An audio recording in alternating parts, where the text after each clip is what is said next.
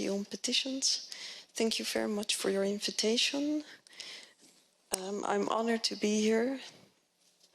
I would also like to thank Francis Martin for his brilliant help and support, ME Action, Ben and Espe in particular, my parents and the Red Cross. I'm grateful to everyone who supported the petition and helped to make this a success. The fact that I'm here is a miracle in itself. For years, I was unable to speak or get out of bed. Despite the severe limitations that I still have today, I'm very glad to be alive. I survived. Not all patients are this lucky. We have lost some wonderful members of our community to this disease. The disease is sometimes called invisible. This is true to some extent. Chronic diseases can be quite invisible to outsiders. But with ME, this is only up to a certain level. At that point, it becomes very visible. The disease has been described as a living death.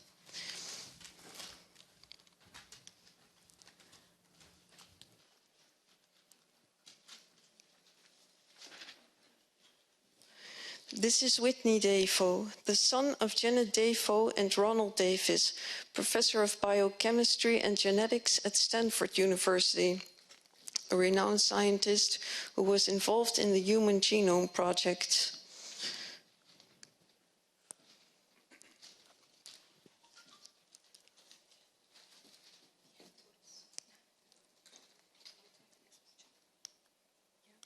Okay. He has been working tirelessly to cure his son's disease. This is Alison Hunter. She was a vibrant girl full of life. She was only 14 years old when she died of complications of ME. This is Mark Fink. He was a doctor who ran marathons. Now, walking to the bathroom is harder than any marathon he ever ran. This is me at one of the worst moments. I've been sick for more than 20 years. This is me as a child. I cherish the memory of my healthy life. Once I rode an unsaddled horse. In this grade of severity, ME is only invisible if people purposefully look away. And this is what has happened. Patients have suffered in silence. The fact that the cause of the disease isn't understood and there is no diagnostic test has created a terrible stigma. Almost all of us have at least once heard the empty phrase, "It must be all in your head." ME patients have been treated shamefully because of misconceptions and the terribly inadequate funding that hampered scientific progress. Cancer was once thought to be caused by the suppression of bad thoughts. MS was called hysterical paralysis, and AIDS was believed to be caused by the stress of being gay. Thankfully, times have changed.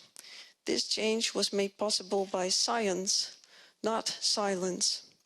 And that's why I'm here today, to ask you to fund biomedical research on ME. We need to be able to diagnose this disease as soon as possible and make sure patients get access to biomedical treatments. Scientists have made a lot of progress in the past few years, thanks to private funding and public funding that was made available in the United States by the NIH. The major US universities have special research groups. There are clear findings and a clear path forward. I am convinced that we as Europeans can do much more to solve this neglected disease. We have brilliant scientists eager to get to work, but they need funding. This will take a long-term commitment with structural, equitable funding and a comprehensive strategy.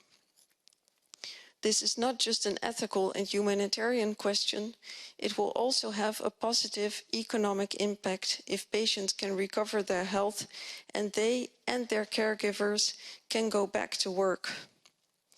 I have faith in Europe and our common values of equality, justice and fair chances. I'm absolutely sure that we can make a substantial contribution to solving ME if we put our minds to it. On behalf of all patients, I'm asking you, please don't look away. We are here, and today we have made ourselves visible. Please help us to get back to our lives. With hope and determination, we can solve this together. Thank you very much. Thank you, Evelien. And you really did the problem visible, and thank you once more for this. So according to our procedure, we give the floor to representative of the Commission. It is Karim Berkuk. Please, Mr. Berkuk. Thank you, and thank you, Ms. van den Brink, for this moving testimony. I will a bit repeat what I said before. We don't have specific disease. We don't focus on disease. We have open challenges, and researchers can provide a solution to the challenge. For instance, last week we had a topic which is new intervention for chronic diseases, and that's exactly where such a research could take place.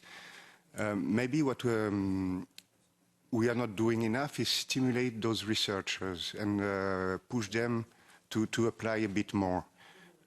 I hear sometime, and it was mentioned, that the small diseases, between quotes, are not evaluated as well as the other big diseases. But I have to say that when we carry out the evaluation, we really mention that what matters is the impact within the disease, and not across the disease. So if there is a game changer in ME, for instance, he will be given the priority compared to another big disease such as cancer. So maybe my answer would be, okay, how we can find ways to stimulate a bit more the researchers to apply.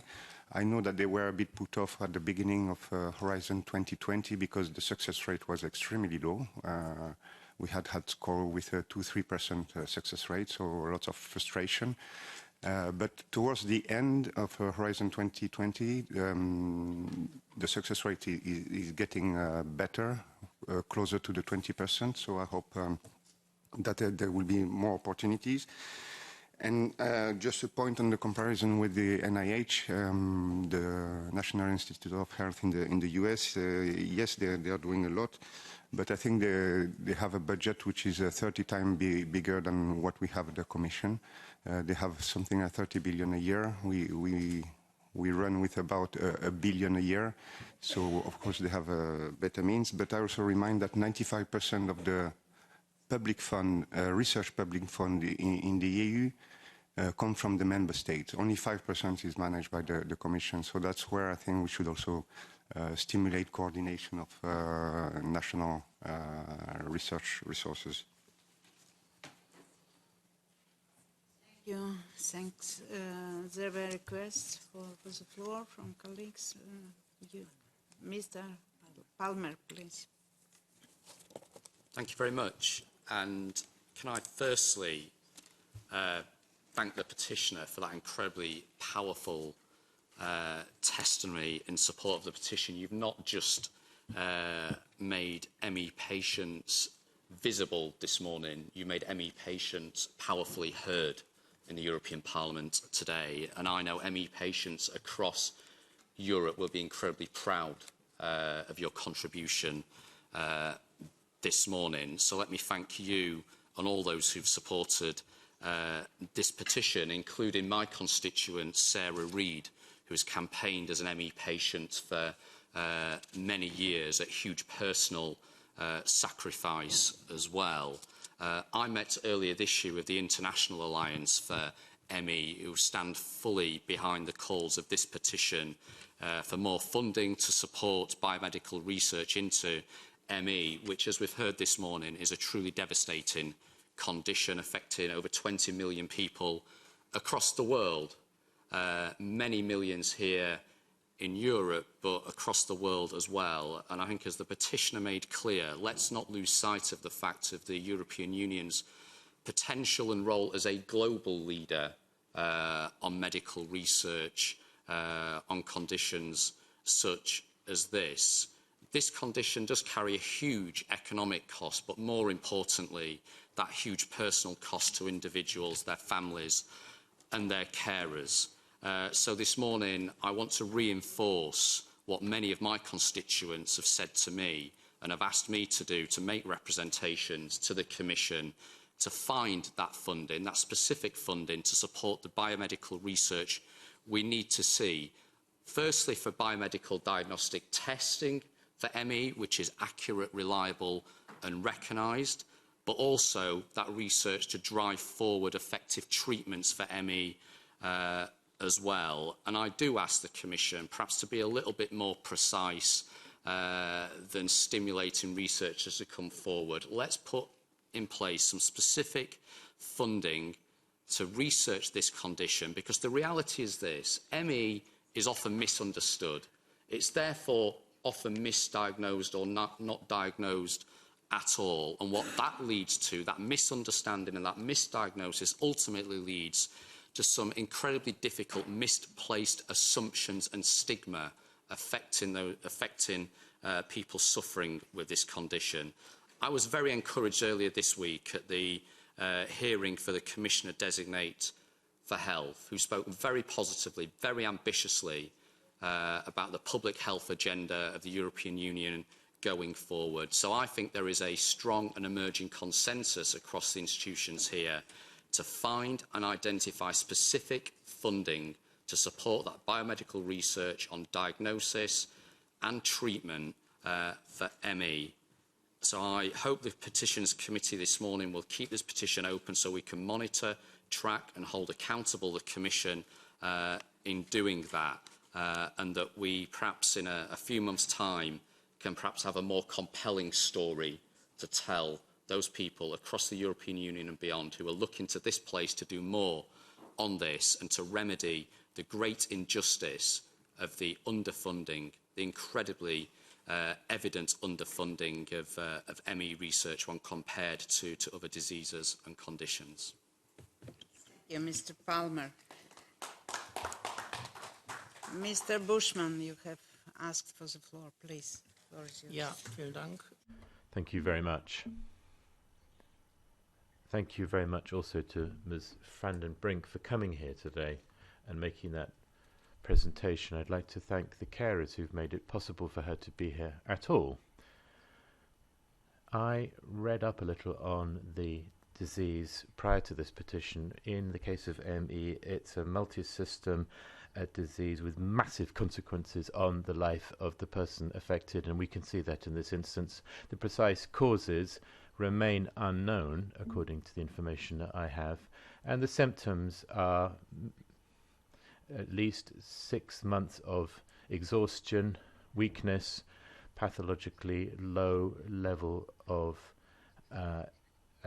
exhaustion, and particularly after exertion or loading, and big disruptions to sleep, cognitive and recuperative limitations. Then there are symptoms that are very similar to influenza, pains, susceptibility to infection, etc.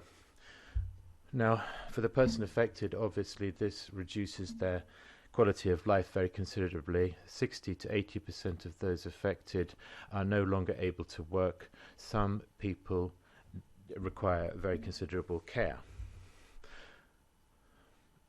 According to the information I have, it has been recognized in the Netherlands, and it was on the 1st of October that the Parliament there passed that recognition in the Netherlands. Obviously, when it comes to any request for raising the budget for research, I would be in favour of that, and I would ask for the petition to remain open. Thank you. Muchísimas gracias. Thank you. I'll now give the floor back to the petitioner for 2 minutes to conclude on this point.